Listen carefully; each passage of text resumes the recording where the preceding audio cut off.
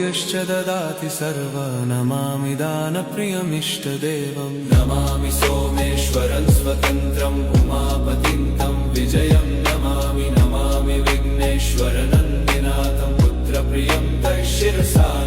नमामि देवं भवदुःखशोकविनाशनं चन्द्रधरं नमामि नमामि गङ्गाधरमीशमीड्यमुमाददं देववरं नमामि नमाम्यजादिशपुरन्दरादिसुरासुरैरचितपादपद्मं नमामि देवी मुखवादनान इक्षार्थमक्षित्रितयं यैष पञ्चामृतैर्गन्धसुधूपदीपैर्विचित्रपुष्पैर्विधैश्च मन्त्रैः अन्नप्रकारैः सकलोप